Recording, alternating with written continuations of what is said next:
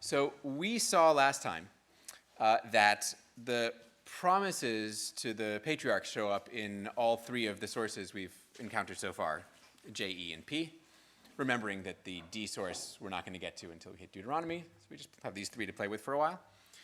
So the promise shows up in all three of the sources.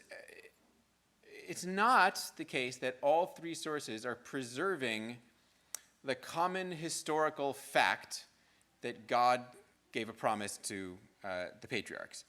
Right? All three describe the promises differently.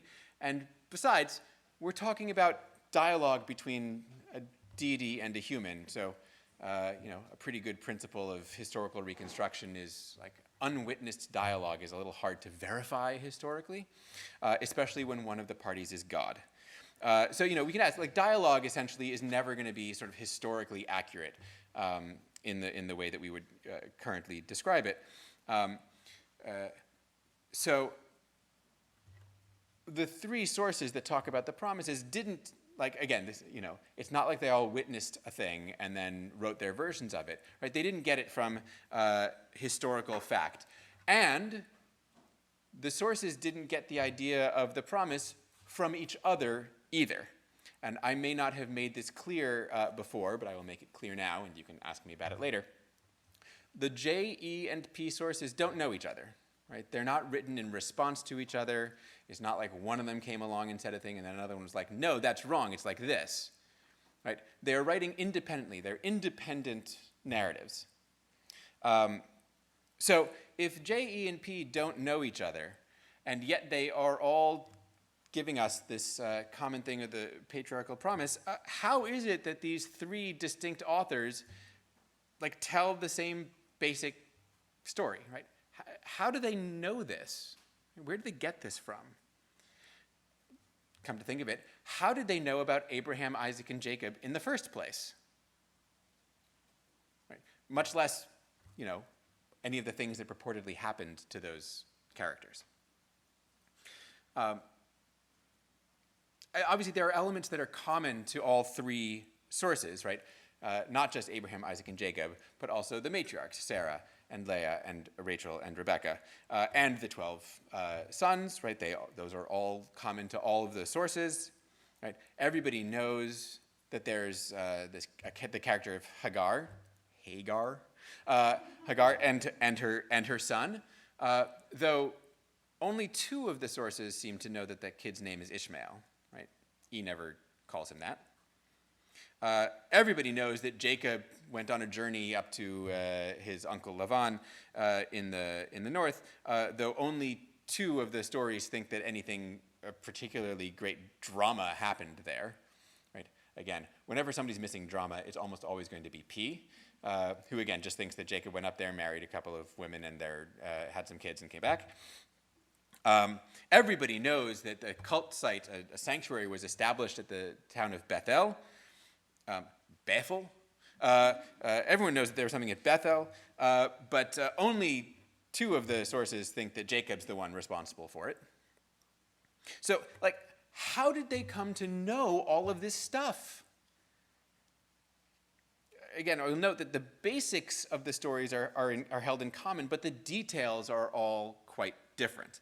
In other words, there seems to be some common knowledge, but only in the outlines, not in necessarily the detailed contents.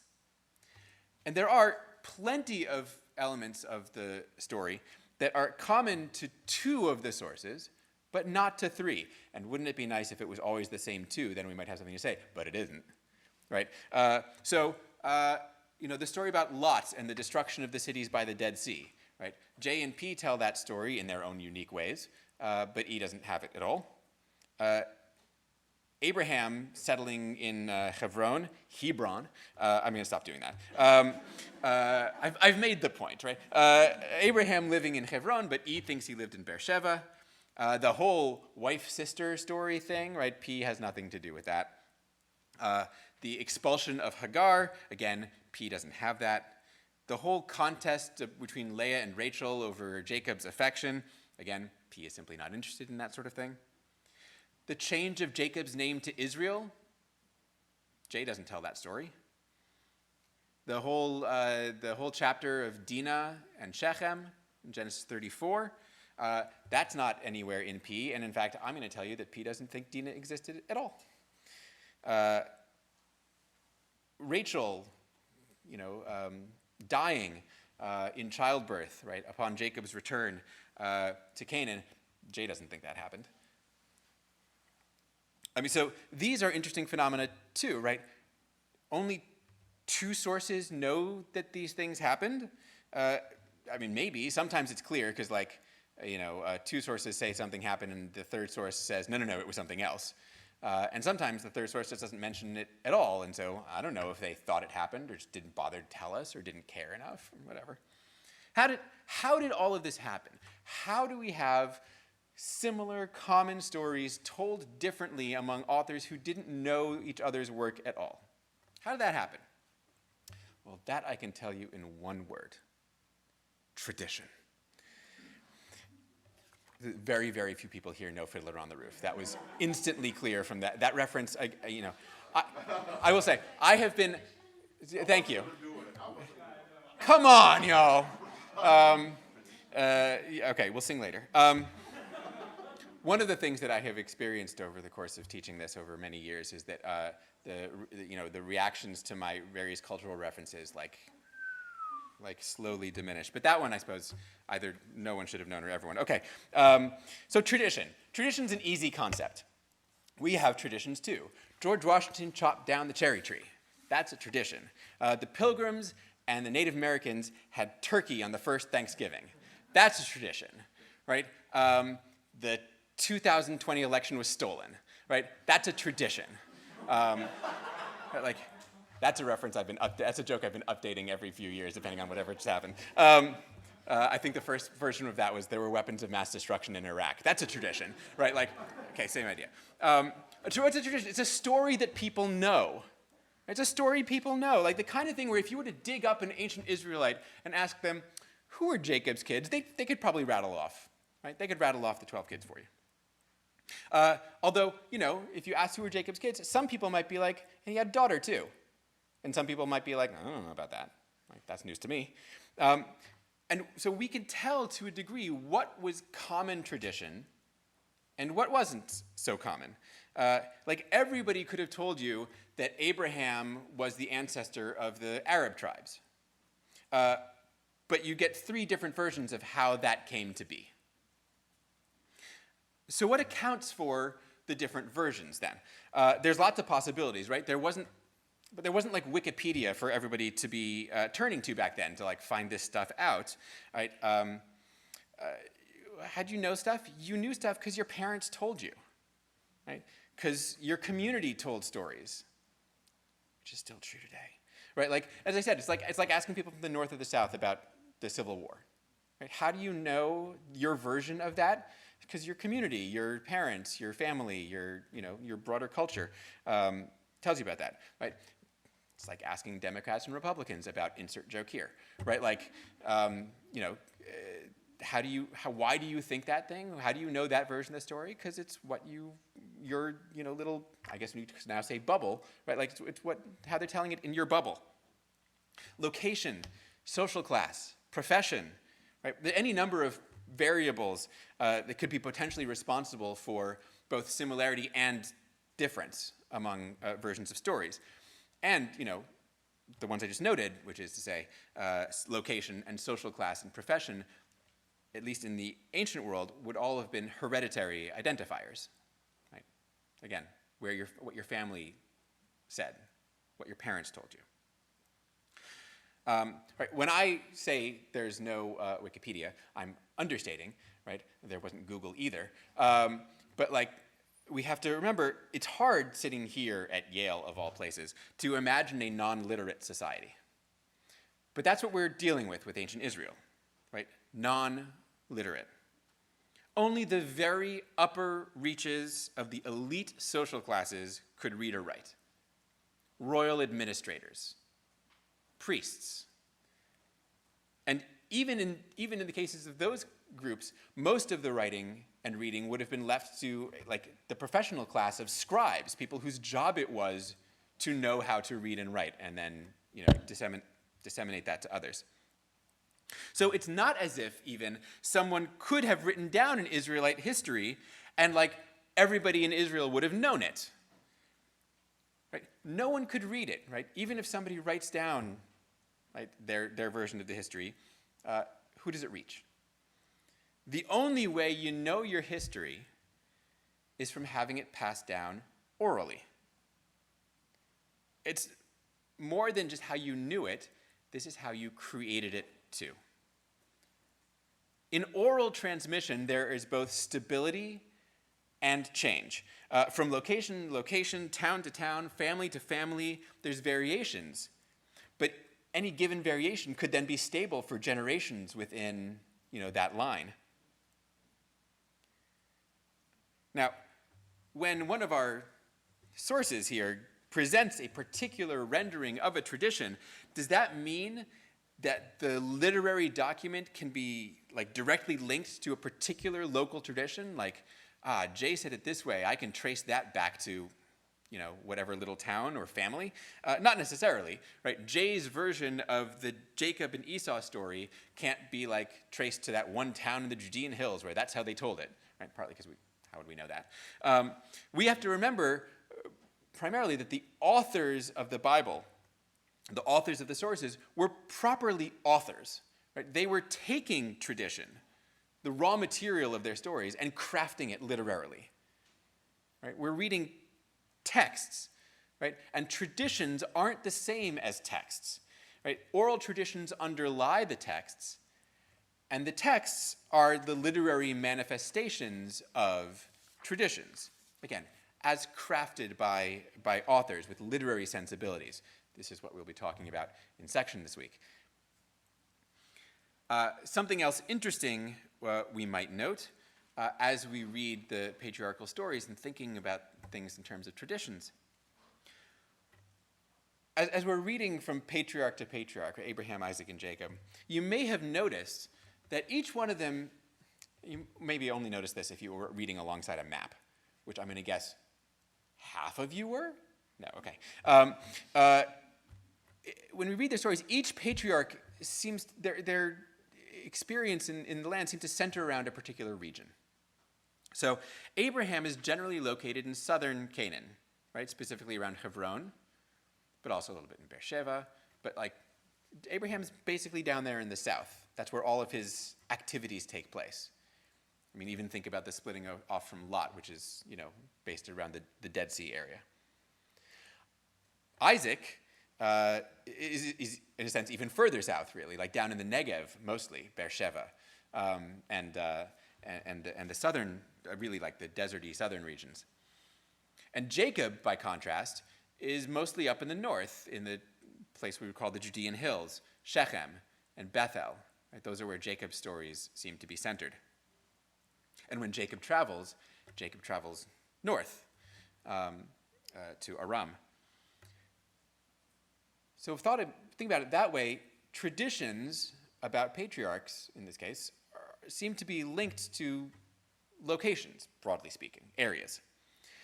If the traditions about Abraham, regardless of source, if all the Abraham stories seem to be centered around southern Canaan, we might wonder if maybe something's going on here. Not that maybe, that's where the historical personage of Abraham might have wandered, but rather, that's where traditions about Abraham may have originated. And so too for Isaac and Jacob in their various locations. So again, perhaps, if Abraham traditions are all located in a certain area, maybe that's where those traditions are from, rather than that's where the historical person is from. There are, of course, traditions that are clearly quite localized, right? The founding of a sanctuary, a cult site at Bethel, right? Where is that story going to come from except Bethel? Right? The traditions about Jacob at Bethel, right? Jacob put his head down and he had a dream and he built it. It's essentially the equivalent of George Washington slept here, right? That's what that story is. But again, right, it's only sensible that a tradition about a town should probably, especially one about like the sanctuary being founded and that being a holy site, should come from that town. The same thing would be true of the other sites that are mentioned as places where patriarchs built altars or erected pillars or planted trees or set up mounds or whatever, right? Often, of course, those come with, as we saw last time, ideologies, right? Local ideologies, right? Why is this tree in Shechem so special? Oh, it's because, that's the tree where Jacob planted the whatever, right? Why is there a sanctuary here? Oh, because, Abraham built an altar there, back when he was traveling. Right? Local ideologies tend to be local in origin because, of course, who else would care? Right? And again, I'm sure you could all think of contemporary examples of similar things. I imagine that Yale itself could not be more full of local ideologies that no one else cares about. Right? If you've ever taken a campus tour, it's like nothing but. Okay, so identifying and describing traditions can be a pretty powerful tool for us as readers of the Bible. The traditions don't tell us about the actual history of Israel, right? Not necessarily, right? Again, to say the Abraham traditions are centered in southern Canaan doesn't mean that the historical personage of Abraham lived in southern Canaan. Instead, traditions tell us about how ancient Israelites understood and conceived of their own history. For example, the Bethel cult tradition reveals that the people of Bethel believed their sanctuary to have been founded by an ancestral figure, by Jacob.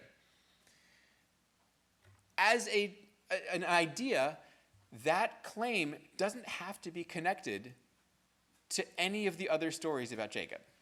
Right? I don't need any other narratives about Jacob's life in order to make sense of the idea that our ancestor Jacob founded this sanctuary. I don't need to know about Esau. I don't need to know about his travels to Aram, or his wife, or his wives, or his kids. Right? I don't need any of that. In the same way that George Washington slept here needs only the knowledge that George Washington was an important guy. Right? I don't need to know about George Washington crossing the Delaware in order to appreciate George Washington slept here. Right? So similarly, the location of the Isaac traditions in the Negev suggests that the residents of the Negev, the people who lived there for generations and generations, did at one time probably trace themselves back to an ancestor figure named Isaac, whether that person existed or not. So what we're learning is not whether or not Isaac existed, but rather that at some stage there was a particular group in Israel that told stories about Isaac. And so too with Abraham and Jacob. And this makes sense. In ancient Israel, and this is still true in many parts of the world, less so in America, so it's worth remembering, people didn't tend to move very much. Right? You lived where your parents lived, where their parents lived. Your land belonged to your family, stretching back generations beyond count. If you married local. If not in your town, then the next one over. And so what you end up with is agglomerations of families that all trace themselves back along similar lines. We all live here. This is our common land. We're all married with each other. We're a family. Right? And each community would account for how it came to possess the land. Why do I live here? Well, we've all lived here for forever. So presumably, we all go back to some common ancestor who must have existed, right? The first person who settled here was our ancestor. Even if, we're talking about multiple families, right? If we're all living here, we all live here because, we're all married and we intermarried and we all go back to. This is a notion called fictive kinship. Fictive kinship. In other words, not real, being related. Right? In other words, an ancestor is essentially invented or perhaps appropriated in order to define the community. Again, I imagine that people could come up with modern or non-biblical examples of exactly this phenomenon. So the really interesting part of this is how these individual traditions came together.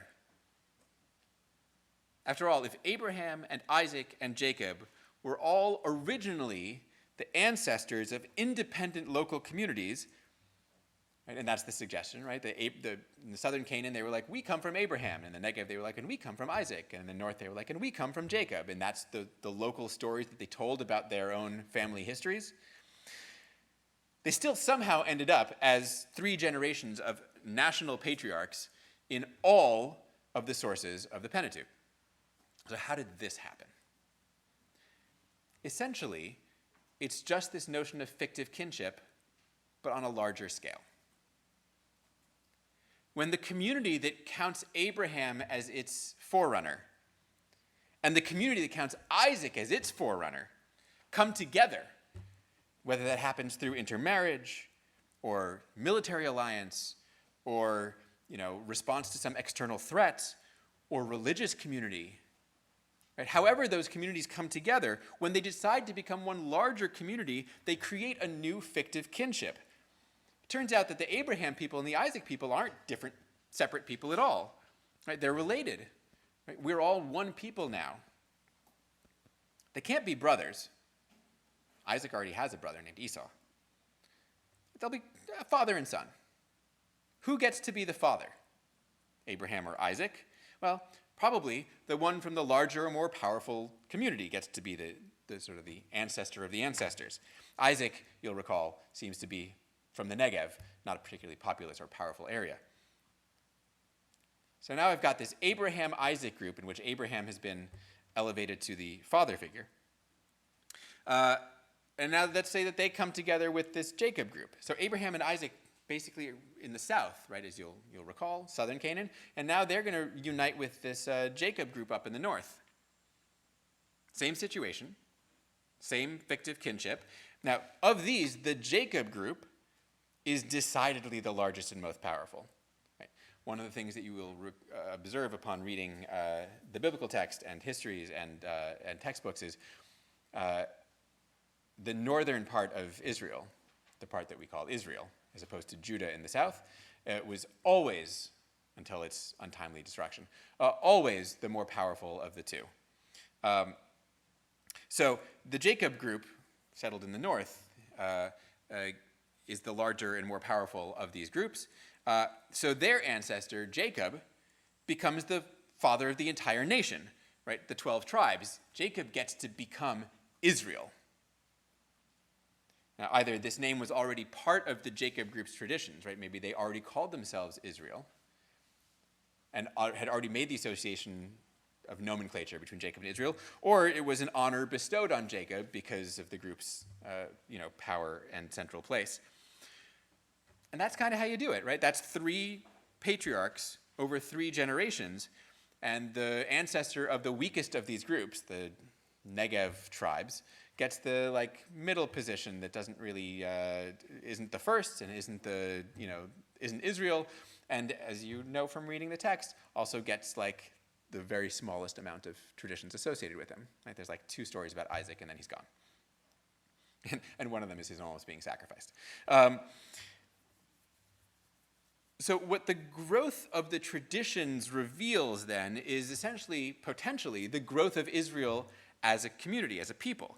The traditions, the contents of the traditions themselves aren't historical, right? They're not historically true. But they still provide a crucial glimpse, if a somewhat speculative one, into the history of Israel. Right? They're not historical, but they give us a glimpse into history. So by the time the documents of the Pentateuch were written, these early Israelite groups had long ago coalesced into a single nation and combined their ancestries. And along with their ancestries, many of the individual stories about those ancestors. Right? Stories about their siblings and their parents and the events of their lives.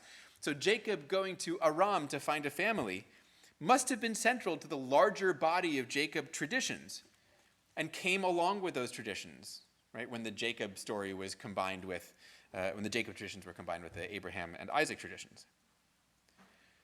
But to get back to where I started, what about the promises to the patriarchs? This is actually one of the few traditions, if not the only one, that is common to all three patriarchs in all three sources. So how did this happen? Two possibilities. Either each early community, associated with the various ancestors, each community recounted that its ancestor had been promised land and progeny by God. Right, so the Abraham groups would have been like, yes, our ancestor was promised land and progeny. The Isaac groups would say, yes, ours too. And Jacob would probably say, yes, me also. That's actually, it sounds, I made it sound ridiculous there, but it's actually relatively understandable, right? Every community that exists needs to justify its existence, and not just its existence in the place where it is, right? Why do we live here? Well, I live here because my ancestors lived here, and their ancestors before them, all the way back to my ancestor Abraham. How did he end up here? Because God promised him this land and this offspring, me, in perpetuity. And here I am. That's a perfectly reasonable thing for any given community or all of the communities to have done. Right? Alternatively, when these three groups came together and brought their traditions with them, part of the way they made their individual stories into a single story was by connecting them all with a similar theme. Right? That is the promise of land and progeny in each generation. And this is also understandable. Rather than individual groups being like, this is why I am where I am, this would be everybody saying, this is why we are where we are. We are all one larger community because God promised this land writ large to us through the various generations of all of our distinctive ancestors. So the interesting thing is that in either case that I just said, the promises serve to explain the presence of the people in the land. God promised this land to our ancestors, and they inhabited it. They built altars and pillars and houses, etc. And here we are today in just the place where our ancestors settled in the distant past. And in this light, the patriarchal traditions seem to account for the presence of the people of Israel in the land of Israel in a way completely separate from that of the later stories of Israel conquering Canaanites and driving them out. Right? Does that make sense? The patriarchal stories account for Israel's presence in the land through a totally different mechanism from we're here because we took it. And that too isn't so surprising when we think about it, because the story of the conquest of Canaan, along with the story of the enslavement in Egypt and the Exodus story and everything that happens in between, is also a tradition. We'll get to that soon enough. I'm not jumping the gun quite yet. I'm just pointing to the gun and saying I'm going to jump it soon. Okay. Once we realize that the sources of the Pentateuch, for all of their differences, have some basic features in common. Once we recognize that the basic outline of the story, Abraham, Isaac, Jacob, Joseph, Exodus, Revelation in a mountain in the wilderness, wandering through the wilderness and conquest, right, that basic outline is common to four distinct authors. Kind of a whole new way of understanding what we're reading opens up to us. Our questions can change, right? We no longer ask what's actually going on in the text. We can ask what's happening behind the text, before the text. If what's happening in the text tells us about the authors, right, the literary creators, the people who crafted these texts, if what's happening in the text tells us about the authors, then what's happening behind the text tells us something more about the people, about Israel, right, the traditions that underlie these literary texts, that these texts built on, that were passed down, right, orally through generations. So, to think about the two kinds of critical approaches I've been talking about the last couple of days, source criticism, right, the identification of our source documents. Source criticism uncovers the development of the literature, of the text, right? How did this text come to be the way it is? Tradition criticism uncovers the development of the culture that preceded the literature. Not how did this text come to be, but how did the stories that the text builds on come to be? Who told them? When and where and why? The written text is, as I said, the domain of the elite, right? The very few literate. The oral tradition is the domain of everyone. Most Israelites could have told you some version of some part of many of these stories. Right? Would have been passed down to them, through the generations, depending on when we're asking and where we're asking and who we're asking. You'll get different bits of it. But, they'd probably be able to tell you the stories without having ever read them written down anywhere. Traditions are the ways that people describe and create their identity.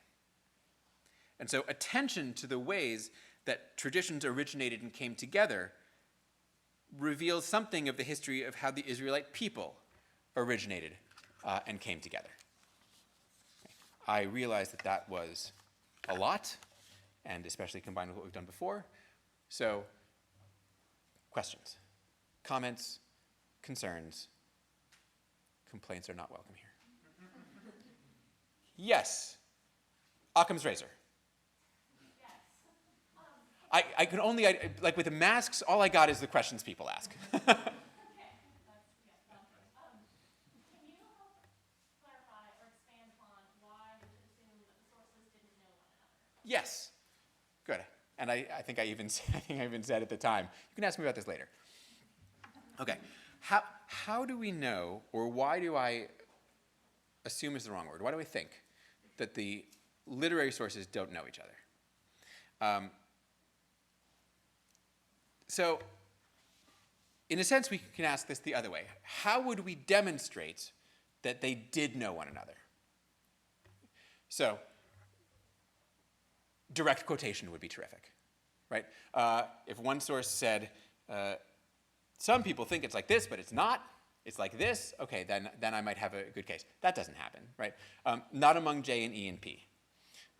We don't get direct reference to somebody else's writing. We could have like word for word, like not like reference to, somebody said this, but just like to take the exact words of one of the other sources and use them, or reuse them. And that also doesn't happen, right? We don't have virtually any verbatim overlap, and when we do, it's in things like, and Moses said, right, which doesn't get us very far.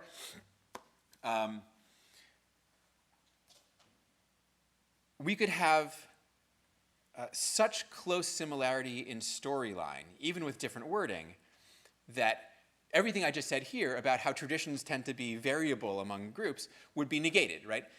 So if a tradition is so similarly recounted in one source or another, in two sources, say, like, that's hard to actually imagine, given that oral tradition is so often variable. It would seem like this would probably be literary dependence. Now, and I'm going to say that doesn't quite happen either. Let's take an example of something that we've done, right? Take the flood story.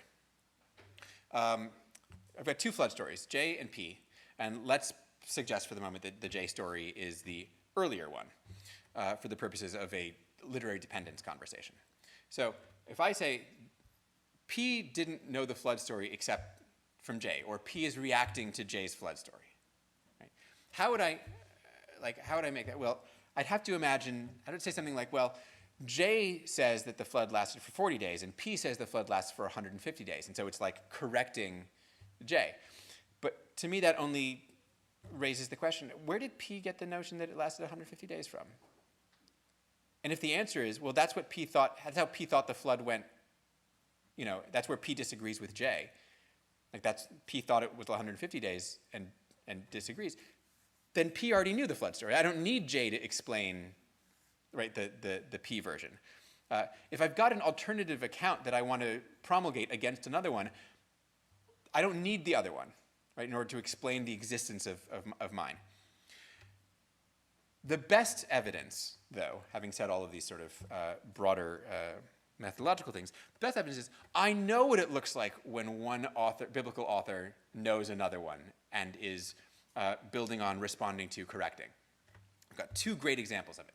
One is from the text we'll be dealing with this semester. That is, the source I've not mentioned yet is D. We haven't gotten there yet.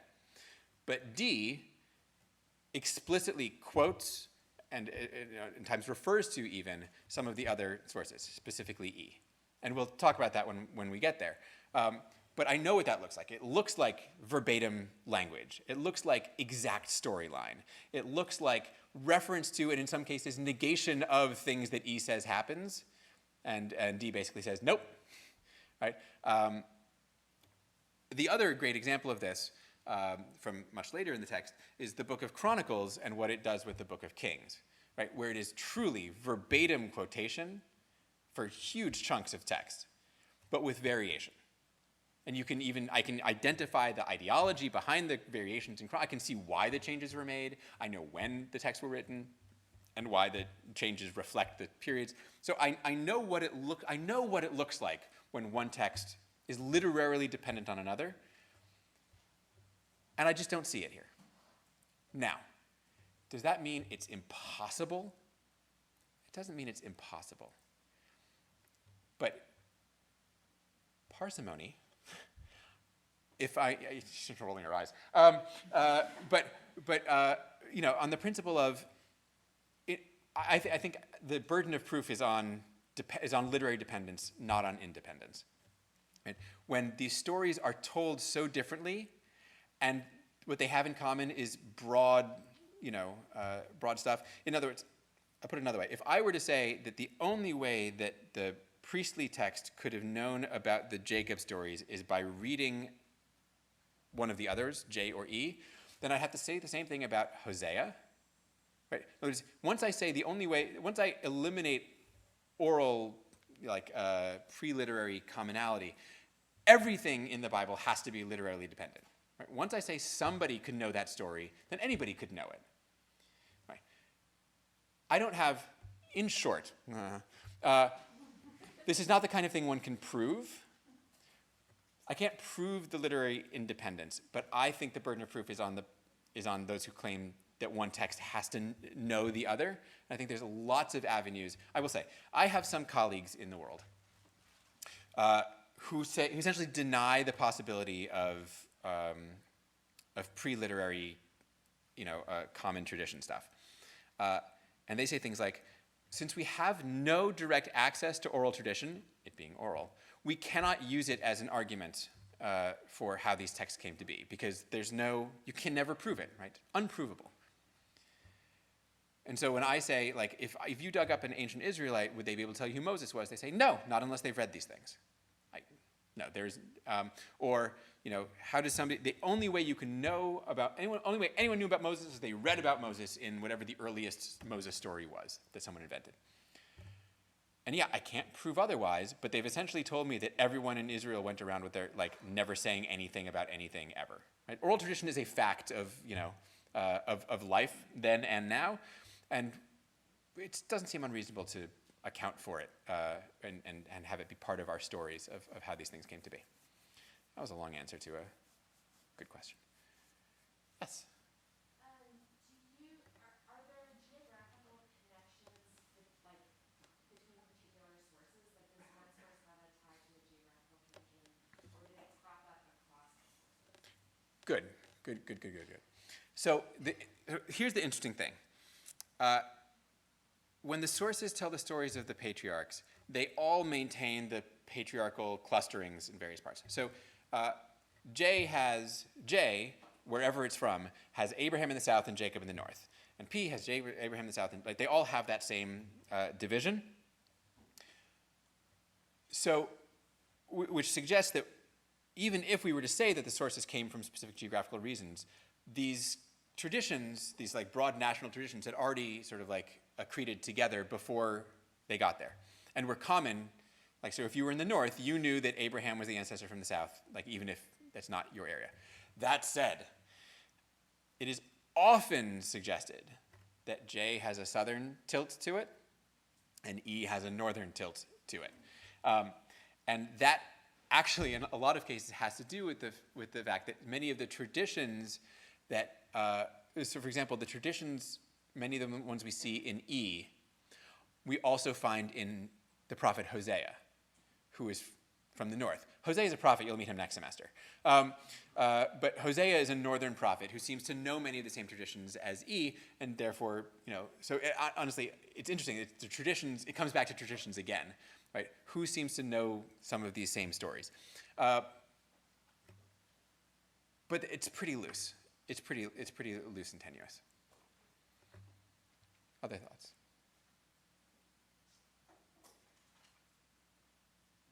That's it? Everybody gets it? Yes?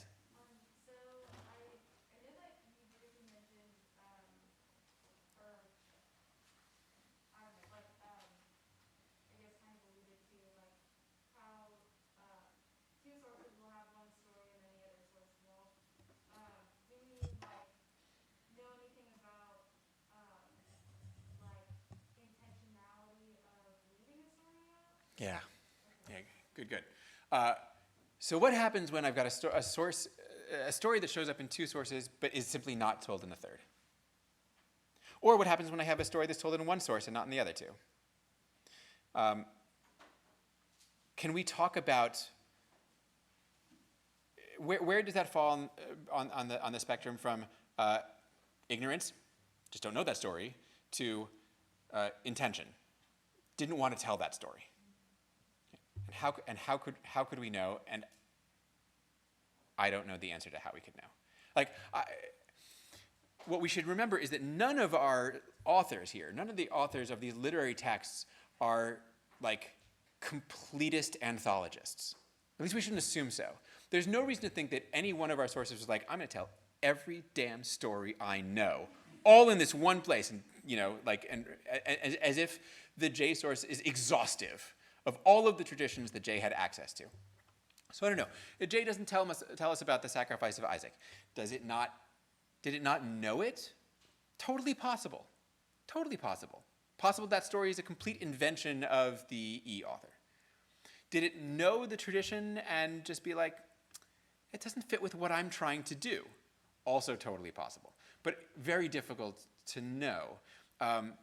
In some cases, again, this is clearer when we have clear dependence. So when Deuteronomy, when the D source retells material from E, and it's going through the story, and it just doesn't mention a part, like, it's, for example, and this is all stuff that we'll come to reading later, because we haven't gotten there yet, but in the E source in Exodus, we get the story of the appointing of judges. In Exodus 18, Moses' father-in-law Jethro comes and sees that Moses is like sitting all day dealing with the disputes of the people, and he's like, dude, you gotta get some help for this.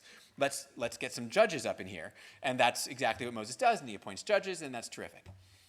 And D tells virtually the same story, the appointment of judges, but doesn't mention Jethro. I mean, verbatim, word-for-word quotation of the Exodus story, but Jethro is totally gone, and now it's Moses' idea. Okay, so this is a case where I can say, yeah, that's like an explicit like elision of part of that story, and I can probably once I know that D knows E across multiple, like very, very clear across multiple stories, then I might look through and say, it's weird, it doesn't tell that one story. And then we might think about why. At the best, we can speculate as to the why. It's not always going to be super apparent. But without direct literary dependence, again, it's very difficult to know whether it's a story that just wasn't known or a story that was intentionally disregarded. And then even if we were to say intentionally disregarded, and why? Not always clear. I would say this. Here's an example. Sorry, someone's up in the window. Here's an example. It's very formal lecturing style. Here's an example. In all of the story, in J and in E, as we've seen, Abraham is building altars and settling in Isaac and Jacob. They're all building altars all over the place to mark their themselves. And a lot of those are connected with the etiologies of places, right? There's an altar there, that's why, like Jacob at Bethel, that's why. And we can imagine, I think it's probably hard to imagine that these weren't commonly known traditions, even if they're locally located. The idea that many of the sanctuaries or cultic sites around Israel were founded by Israel's ancestors, would I assume, even in that general sense, would be a relatively common thing to know. Yeah, like any given one, maybe not, but some. The priestly source has absolutely no one building any sanctuaries of any kind ever until they get to Sinai and God says, here's how you make a sanctuary and do sacrifices. Right? And I'll talk about this later, but this is very much important to P. Like, it's important to the priestly source that the only way you sacrifice is the exact way that God commanded at Sinai according to these very precise and detailed and mind-numbing laws, right? Like, that's how this is done, and no one before now ever sacrificed. That's the closest I think I would come to suggesting that there's intentional ignoring of traditions that were probably known to an author. I'm sure that the priests knew that people said that sanctuaries were built by Abraham, Isaac, or Jacob, and they are intentionally telling me no. That's not P responding to the texts of J and E, right? And that's the difference, right? That's not a literary reaction. That's a reaction to a broader cultural pre-literary oral phenomenon. It's a reaction to tradition, not to text. Did somebody just say awesome? What was that? I don't know either. Okay, last one, yes. So the holiness code is within the source P, right? Yeah, but we'll get there. Okay, never mind. Yeah, don't jump the gun. Holiness code is in the second half of Leviticus. We'll get there in a couple of weeks, 2-3 weeks. What was is there an abstracted version of the question you can ask? No, no. Okay, we'll get there. Okay, good. Thanks everybody. I'll see you guys I'll see you on Friday for the last of our Friday lectures. Those of you who have section during that time on Friday will have figured it out, I'm sure. But I'll see you in a couple of days.